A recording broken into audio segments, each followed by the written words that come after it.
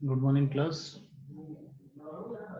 Our today's topic is DDA algorithm, which is a digital differential analyzer algorithm. Basically, it is used to plot a line by using two end coordinates.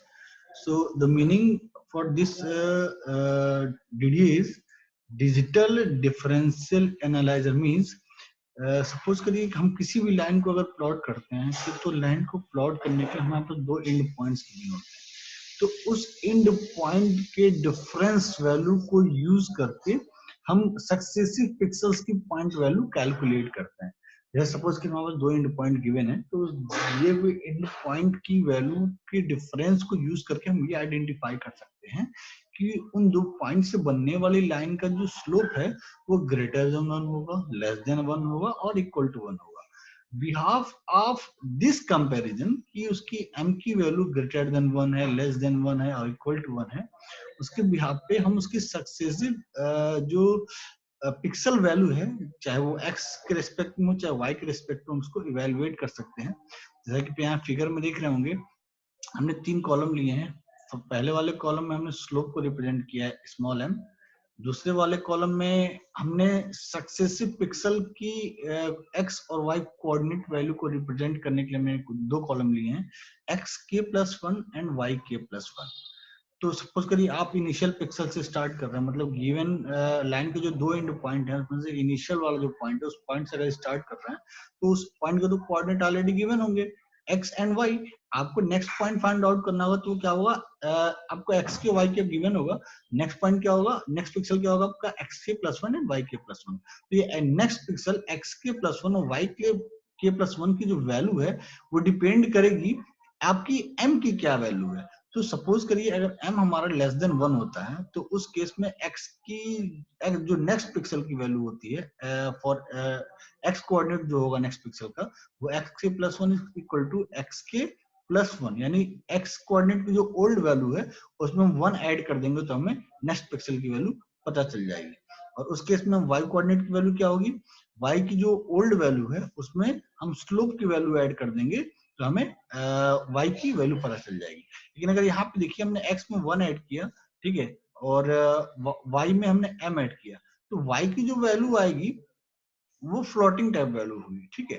तो इस floating type value को pixel के form में represent करने के लिए हम round of function use करते हैं, ताकि हम उस पिक्सल इस वैल्यू के रिगार्डिंग करस्पॉन्डिंग पिक्सल को हम इवेलुएट कर सकें।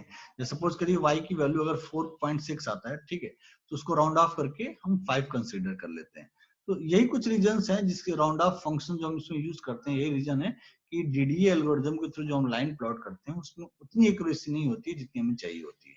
अगर m इक्वल टू 1 के केस में अगर बात करें तो इस केस में x की वैल्यू में भी 1 इंक्रीमेंट करते हैं, y की वैल्यू में भी 1 इंक्रीमेंट करते हैं।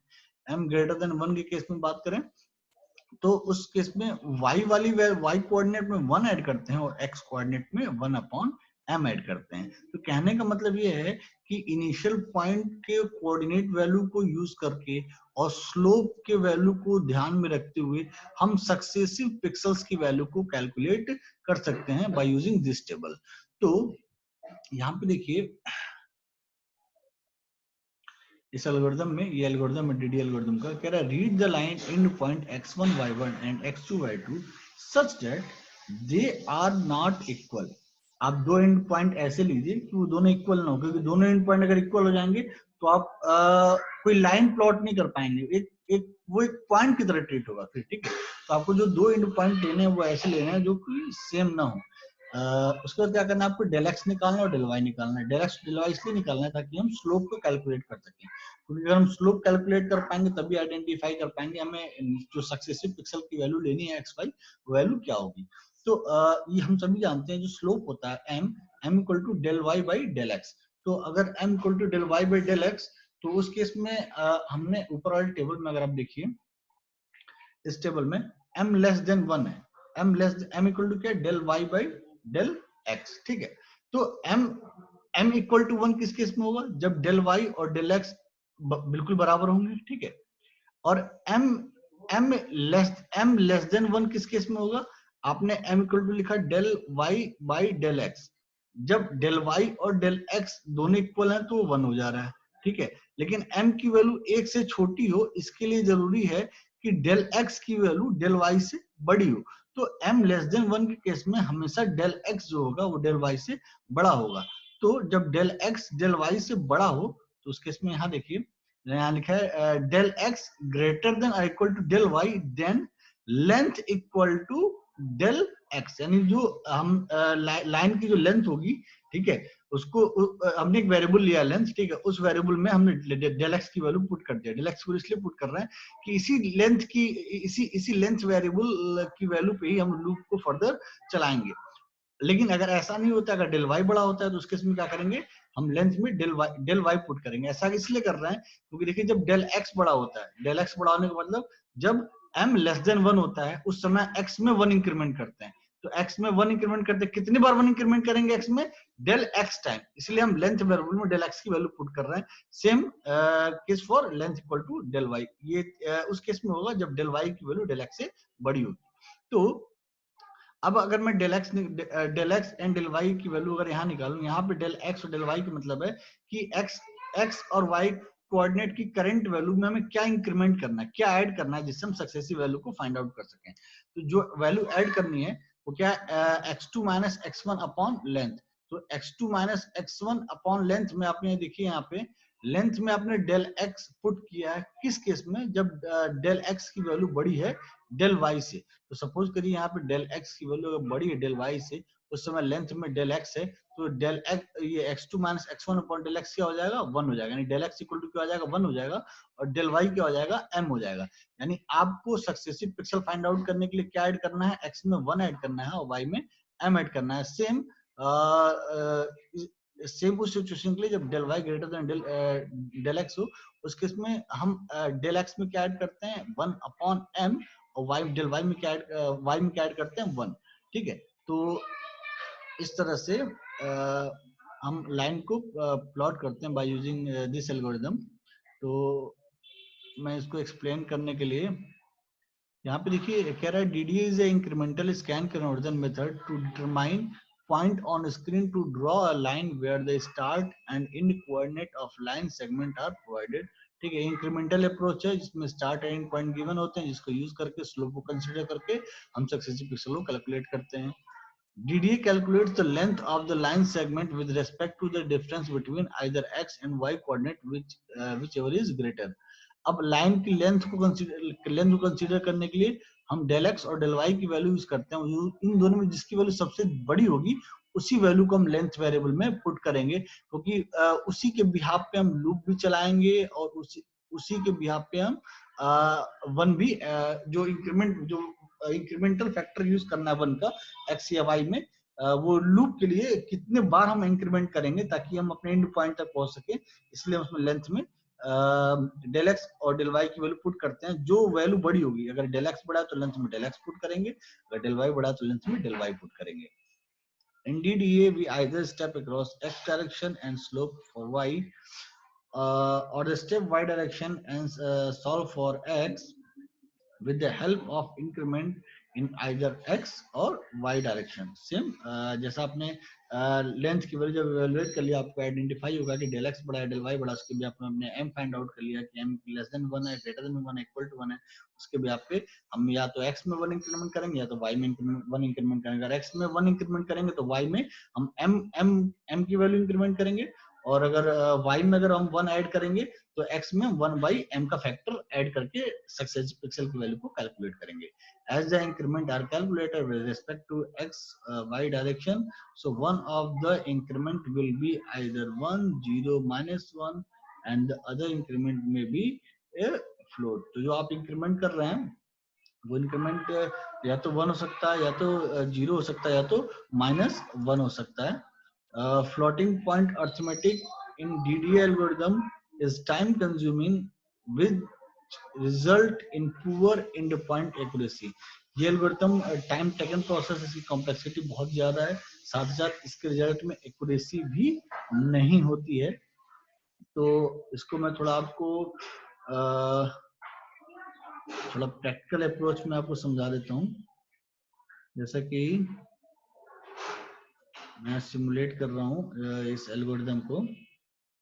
ऐसे सपोज करिए हमारे पास ये जो आपको एक ग्रे बोर्ड दिख रहा है, इस ग्रे बोर्ड पे देखिए हमने सारे कोऑर्डिनेट्स की वैल्यू मेंशन कर रखी है। जो हमारे कंप्यूटर की स्क्रीन का जो टॉप लेफ्ट कॉर्नर होता है, उस कॉर्नर के जो कोऑर्डिनेट्स होते हैं वो 0,0 होते हैं। तो उसी कोऑर्डिनेट रिप्रेजेंटेशन में हमने यहाँ पे एक ग्रे टेबल बनाया हुआ है। इस ग्रे टेबल में देखिए आपको कोऑर्डिनेट्स दिखाए गए हैं। जो टॉप लेफ्ट कॉर्नर, उस कोऑर्डिनेट की वैल्यू 0,0 से स्टार्ट है। तो ये फर्स्ट रो का फर्स्ट कॉलम का जो पहला पिक्सल है उसकी कोऑर्डिनेट वैल्यू 0,0 है। उसके जस्ट राइट वाला जो पिक्सल है उसकी वैल्यू क्या होगी 1,0, उसके राइट वाला जो होगा वो 2,0। तो इस तरह से हमने सारे पिक्सल्स के कोऑर्डिनेट वैल्यू को सेट कर रखा है, ठीक है। तो अब अगर मैं सपोज करिए दो एंड पॉइंट्स लेता हूं, जैसे कि हमारे पास दो एंड पॉइंट्स हैं। Draw a line from 2,3 to 12,8 using DD line drawing algorithm. तो हमने दो पॉइंट्स ले लिए। पहला पॉइंट हमारा 2,3 है। अब 2,3 का मतलब to this one, this point 2,3 and 12,8, and last point is 12,8. 12,8 means this is 12, this is 12,8. There are 2 points on a computer screen, and we need to draw a line using deviate line drawing algorithm. So अब मैं इन दोनों points को use करके अब line draw कर रहा हूँ using DD algorithm, ठीक है।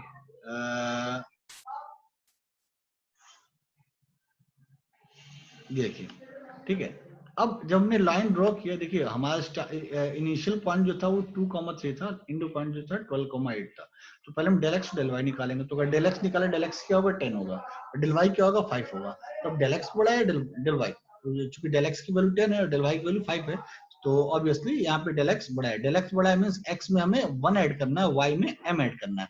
तो m की वैल्यू क्या होगी del Y by del X. Del Y by del X means m equal to 0.5। तो अगर अब हमें x में जो वैल्यू इंक्रीमेंट करनी है वो 1 का इंक्रीमेंट करना है, y में जो वैल्यू इंक्रीमेंट करनी है m का, हियर m इक्वल टू 0.5। तो अगर हम x में 1 का इंक्रीमेंट करें, देखिए x की जो इनिशियल वैल्यू 2, तो नेक्स्ट पिक्सल की वैल्यू क्या हो जाएगा x equal to 3। Then next pixel x की value 4, then next pixel x की वैल्यू क्या हो जाएगी 5, 6, 7, 8, 9, 10, 11, 12, ठीक है। इस तरह से हमने x की वैल्यू निकाल ली। ऐसी अगर y की वैल्यू निकालें, तो y की वैल्यू यहाँ क्या है 3, 3 में क्या जोड़ना है m, 3 plus m, where m is m equal to 0.5. 3 plus 0.5 equal to 3.5. तो 3.5 का मींस अब इस 3.5 की वैल्यू को हम राउंड ऑफ करेंगे। जब राउंड ऑफ करेंगे वो क्या हो जाएगा 4 हो जाएगा, ठीक है। तो हमने यहाँ पे कौन सा पिक्सल ले लिया y इक्वल टू 4 ले लिया। हमने लास्ट वैल्यू क्या कैलकुलेट किया था 3.5। अब उस 3.5 में अगेन हम m ऐड करेंगे, यानी 0.5 ऐड करेंगे तो क्या आएगा 4, ठीक है। अब इस 4 में अगेन 0.5 ऐड करेंगे तो क्या आएगा 4 प्लस 0.5 becomes 4.5। तो 4.5 को राउंड ऑफ करेंगे तो क्या हो जाएगा 5। फिर इस 4.5 में अगेन 0.5 ऐड करेंगे तो क्या आएगा 4.5 प्लस 0.5 becomes 5। तो इस तरह से देखिए हम सक्सेसिव x कोऑर्डिनेट और y कोऑर्डिनेट, या यूं कहें सक्सेसिव पिक्सल्स के x y कोऑर्डिनेट की वैल्यू को इवैल्यूएट करके हम उस दो एंड पॉइंट्स को यूज करके बीच के सारे पिक्सल्स को कैलकुलेट करके एक लाइन को ड्रॉ कर रहे हैं, ठीक है। लेकिन अब आप अगर यहाँ ध्यान से देखें तो यहाँ लाइन में वो एक्यूरेसी नहीं जो एक्यूरेसी चाहिए। क्यों? क्योंकि जो सक्सेस 2,3 का जो आगे का पिक्सल है उसकी अगर पिक्सल वैल्यू अगर आप देखें तो पहले पिक्सल की वैल्यू 3,4 है, दूसरे की 4,4 है, जो कि एक ही हॉरिजेंटल लाइन में लाई कर रहे हैं, ठीक है। जो कि होना क्या चाहिए था, पहला पिक्सल अगर ये 2,3 है तो नेक्स्ट 3,4 होना चाहिए था, उसका नेक्स्ट क्या होना चाहिए था 4,5। तो इस तरह से कुछ यही इसकी ड्रॉबैक है कि डीडी एल्गोरिथम में हमें वो एक्यूरेसी नहीं हम अचीव कर पाते हैं जो एक्यूरेसी हमें डीडी एल्गोरिथम में चाहिए होती है। तो